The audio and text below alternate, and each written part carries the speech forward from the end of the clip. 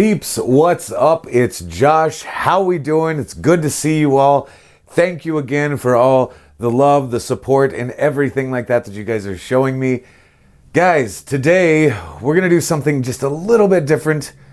However, we are still going to be investigating.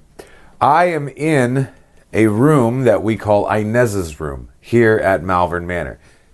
Now, the story with Inez Gibson is fairly interesting, a little tragic as well.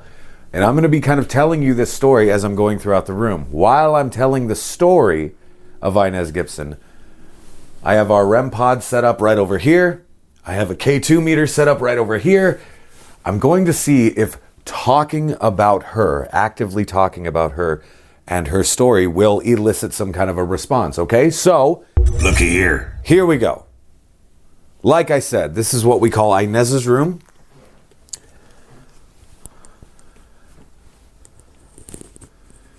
This would be Inez right here. We know the year was 1900. It was December 21st, so it's right around Christmas time. We know 12-year-old Inez Gibson was outside playing with her 8-year-old brother Otto. Now she's either cold or bored, but she says, "I'm going upstairs." Well, we know 10 minutes then pass. Her brother Otto comes upstairs, finds his sister Inez hanging by her jump rope in the closet. Now, this looks kind of like a suicide. To be fair, it kind of smells like a suicide. These kids had a very tough go of life up until this point. What we do know is that Otto tries to get her down. And he's only 8 years old, so he is not strong enough to do so, right? So Otto then runs to the grocery store. The grocery store is where Aunt and Uncle were working that day. Now, Aunt and Uncle had also just become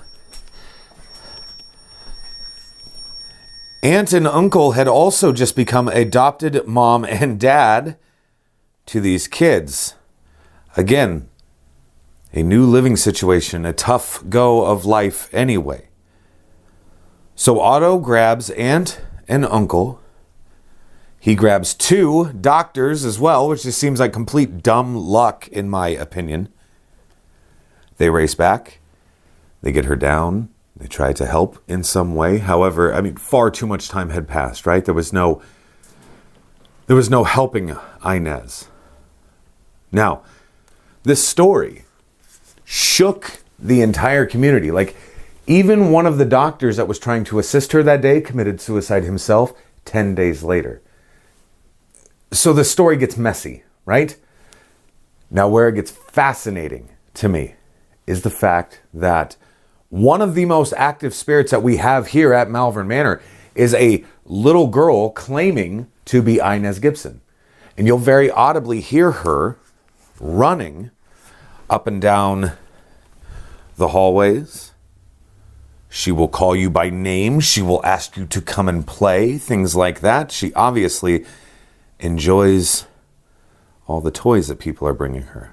But guys, what's interesting is we also 100% know, and this is important, Inez Gibson never died here. The story I just told you 100% happened, but it never happened here on this property. It happened across the street. So why in her afterlife is she seemingly choosing then to be here? We have no idea. Now, obviously, as you can see around the room, she's certainly receiving a lot of attention, right? People are bringing gifts and toys, money. Some people are bringing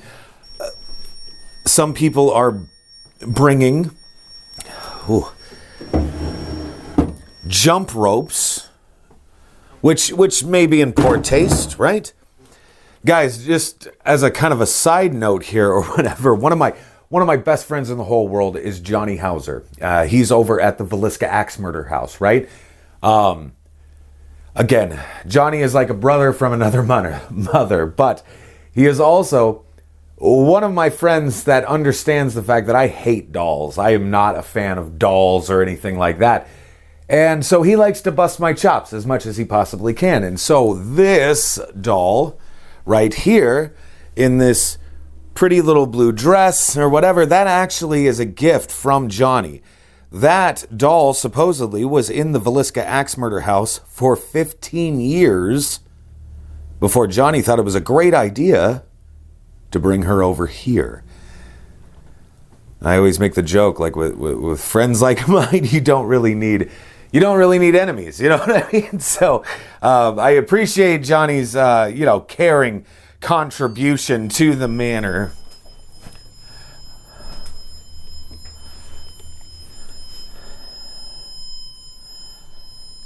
Do you enjoy that doll? Okay. Inez, is that you? Pretty interesting story with her, though. Honestly, she fascinates me. And like I said, one of the most active spirits that we have here in the manor.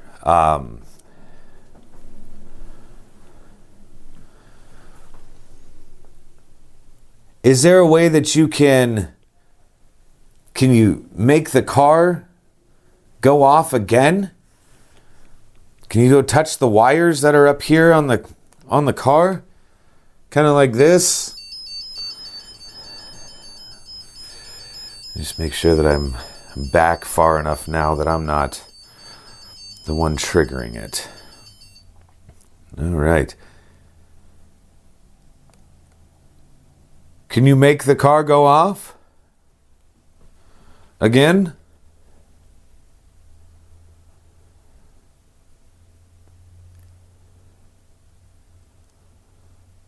It's pretty good stuff.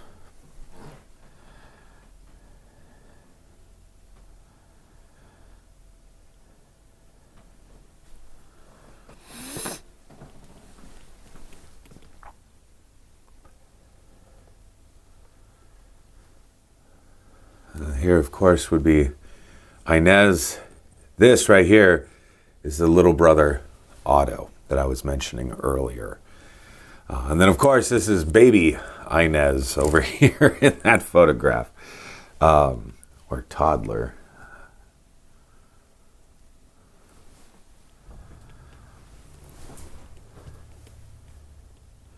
Inez, do you like when I talk about you?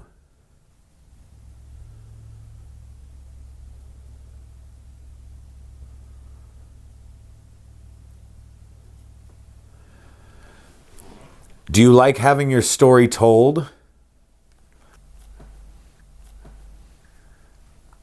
Is that something that you enjoy, is when people come to visit you and bring you toys, bring you gifts, things like that? Do you enjoy that?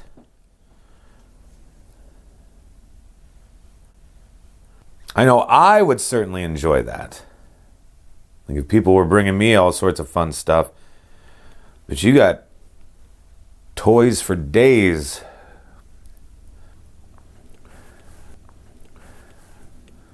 Then, of course, like I said, the creepy dolls and all that fun stuff, which I'm not a fan of at all. Okay. So you really like the dolls.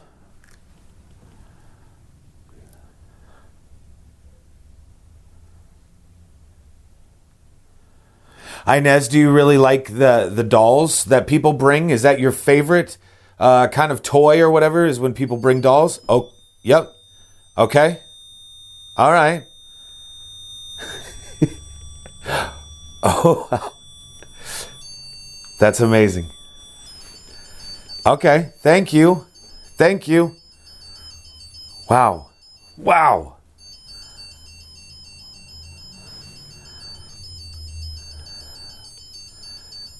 She must really like the dolls. Okay, well that's awesome. Thank you. Oh my gosh. Okay, Now, can you step away from the car? All right. Well, thanks for finishing my sentence for me. Look at you. My gosh. Hey, Inez, I'm going to have to turn the car off. Oh, well. Okay. Wow. Can I come closer?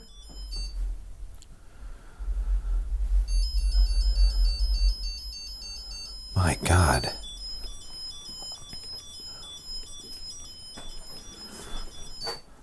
We have movement in the hall.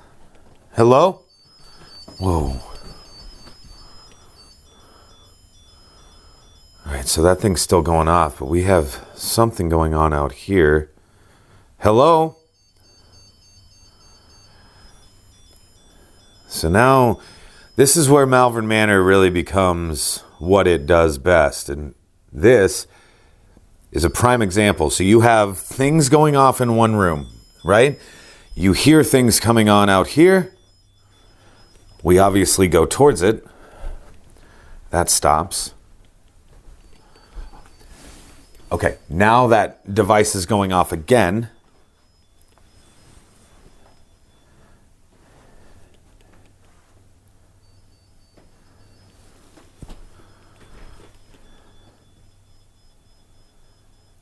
So the device is still going off at the end of the hallway.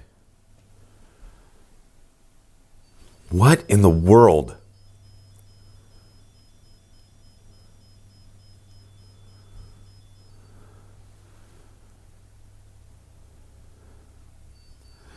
So, guys, definite footsteps. Like definite footsteps out here. This device obviously was still going off. Oh, and starting again. Okay.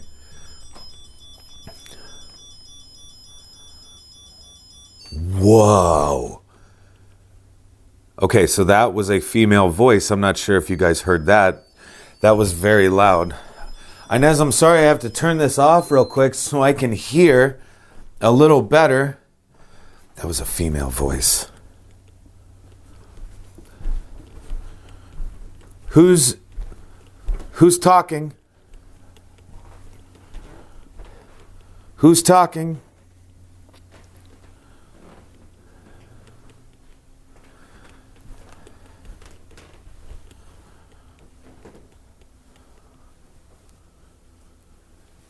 Guys, I'm telling you, it's so amazing. It's the middle of the dang day. Middle of the day. Another very common misconception about the paranormal is that it has to be dark. Some of the best activity I've got has been like right in the morning, midday, early afternoon. It doesn't matter. It doesn't seem to matter.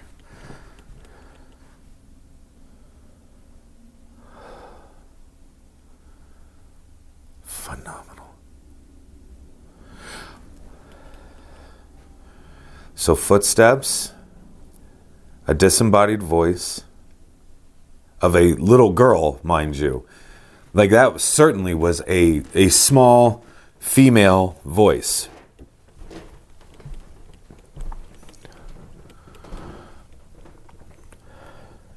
See all of our blood stains on the walls. Look at these nasties. Look at how gross that is. Bloody fingerprints on this wall as well. Okay, well, Inez.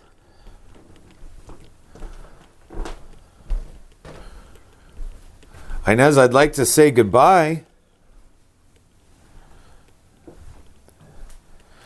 I'd like to say goodbye to you. I want to thank you for being so kind and interactive and all of that with us.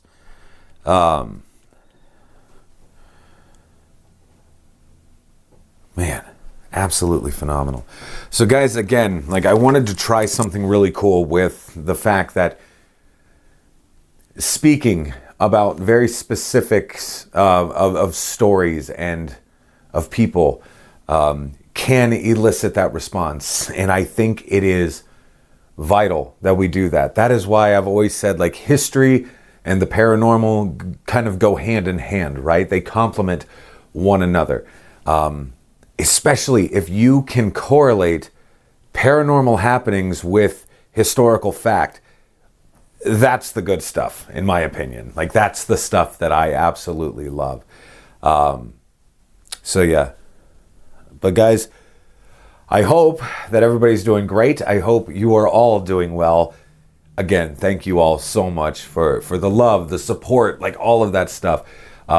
Really cool things are coming very, very soon. They're in the works right now. I cannot wait to share and show all of this stuff with you guys. But guys, thank you very much, and we'll talk to you soon. All right?